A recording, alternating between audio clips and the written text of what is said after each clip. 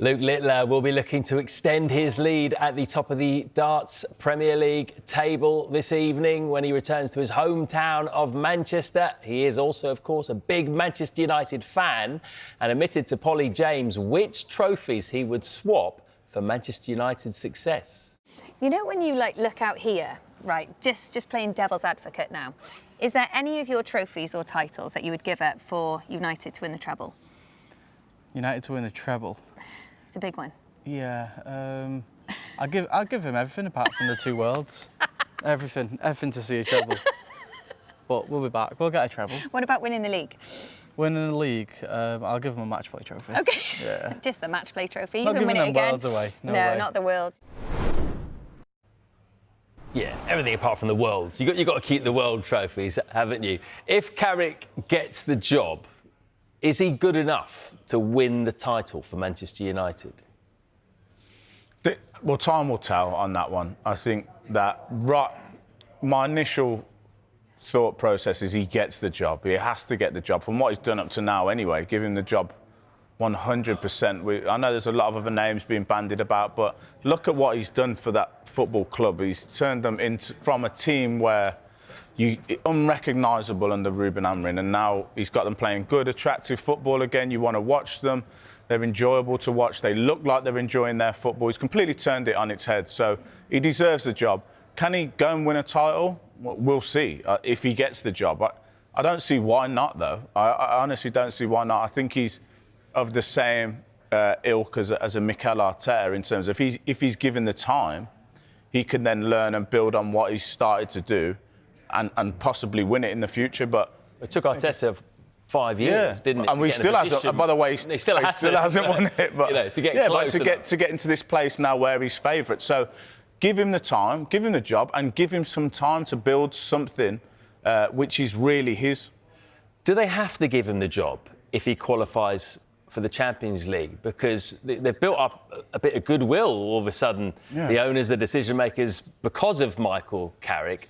If they weren't to give him the job, don't they risk all of that goodwill dissipating when they bring someone else in that he doesn't do as well? I think it would be an absolute mistake. If they get into the Champions League, which I think they will, it'd be a massive mistake from them to not give him the job. You're going to risk somebody else new coming in again. We've seen Manchester United go through managers all the time. They've tried everything. Now they seem to have one which is working. For what reason would you not give him the job? You are risking a lot there. It'd be silly. I think he's a shoo-in for that job. And I think he gets to that team. I actually think they'll finish third this season. And what a job he's done there. Yeah, amazing turnaround, really. One thing that we don't often talk about, I mean, we've hammered Manchester United's recruitment, and rightfully so, over the last few years. But do they actually get their recruitment spot on this summer? Because the players that they've brought in, Mbeumo, Cunha, Šeško, have really improved the team, haven't they? A goalkeeper as well. Yeah. But under Ruben Amorim, you're starting to say, OK, these were good players at their old team, but we can't really get the best out of them. Now, all of a sudden, when Manchester United attack, it is like the old Manchester United that we grew up watching. They're so fast and fluent with it, fluid attacks, and it looks like goals can come from everywhere. So, yeah, the players on paper were good signings, but then just seeing them under the old manager, the old regime, you started to think, I'm not actually sure. But now, Mark Carrick's getting the best out of them. And yes, so then you said the recruitment for the players coming into that football club has been really good, yeah. Some of the players that were already there are also playing well. Harry Maguire, one that springs to mind. He's close to a new deal, apparently. Is that the right decision, to give him a new one? I think so, yeah. I think he's earned it. I think he's played it really well. It's obviously nice when, as a player, when a manager comes in and backs you and's got confidence in you, and you can then get on with what you're doing. I think he's an excellent leader, Harry Maguire, and I think, if he deserves a new contract, they should reward him with a new contract. He's been a massive part in the revival of Manchester United, if you like to call it that, this season. And what he's done has been brilliant. So, I think he absolutely deserves a new contract, and they should reward him with that. I don't know why you would want to change up things when they're working. So in terms of the manager and this man, Harry Maguire, you want to keep them in your football club. Just in a very quick word, we've got about 20 seconds. Would you take him to the World Cup if you're England, Thomas Tuchel? Yes. No, absolutely. For what he does on the pitch, what he does off the pitch, the fact he can pop up with a goal, he should. For me, it's a no-brainer that he's on the plane. Ashley, don't go anywhere, mate. That hour absolutely flew, didn't it? But we are not quite done a moment. But I want to start with the football and the here and now. He said there, not right now. It's not the right time to talk about my philosophy. And we know he's got a very distinct, intense, aggressive way of playing football. Do you think that is the right plan for him, to come in now, not try to implement his style straight away and just do what it takes to keep Spurs up? Yeah, and I think that's refreshing, the fact that he could have answered that and said, well, give a long answer about his philosophy of football. I think he understands in the situation this team and football club are in. What I got from the whole interview as well, it's not actually about him at this point in time. I think he feels like, let me get the job done, however way I need to do it, which is correct, because they just need wins to stay in the Premier League. And then in the future, he's happy to talk about his philosophy, the way he wants, ideally, his team to play. But he definitely, with that interview, understands we're in trouble and I need to get wins on the board.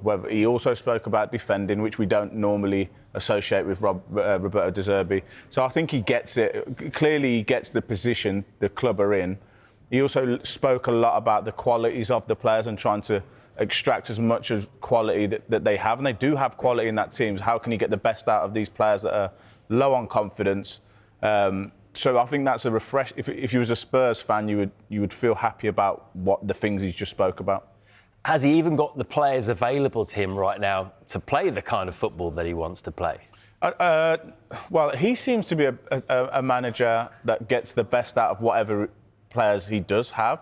There's no doubting that these players are good players. They've come from other teams. They've all assembled here at Spurs. Yes, they've got a lot of injuries. Every time Tottenham take the field, you think this is a good 11 that's out there. They can win any game of football, and they've failed to do that up to now. So he does have the qualities. If he was going to go in there and play and try and get them to play how we saw his Brighton team play, it might not work, because he likes possession football. He likes to build up from the back. He likes his two centre-backs deep and the full-backs a little bit higher, and really trying to create an overload and triggers, angles, the timings of all those details, which I'm sure he'll try and get in. But it looks like he's saying, I'm not just all about that at this point in time. I've got 7 games. I know what I need to do, and I'm going to go about it to get that done. He also said, I will be there next season, no matter what. Are you surprised there's no relegation clause in there?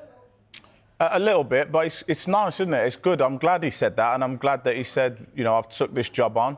I think maybe he's the 3rd highest paid manager now in the Premier League, but good. He's getting paid, and good that he said, for the fans to know, I'm not just here as like an interim manager in case we get relegated. I am here. I'm going to be the manager of this football club going forward. And even if the worst comes to worst, we get relegated, I'll still be here trying to get the team back up. So it was all positive messages, I think, in that interview. All right, let's move on to what he said there about Mason Greenwood. A lot of fans not happy with his supposed defence of Greenwood when he was at Marseille. He said, I never wanted to downplay violence towards women. I'm sorry if I offended anyone. So he did apologise. Those who know me will realise that I didn't mean to take a stance. And he also answered in Italian, just to make sure that it was clear what he was saying, which I think was the right move. Do you think the way that he's dealt with it there, is that going to pacify some of the people that are upset about it? Is that going to quell some of the noise or not? Well, if it doesn't, what more can he do? He's apologised, he's addressed it. He took the time to say, I want this to translate properly, so I'm going to say it in Italian. He's addressed the situation and how he feels. He doesn't condone anything that maybe people thought he did before. I'm not sure what else he can do apart from what he's just done there to make people change their mind about him. And everybody's has a right to their opinion.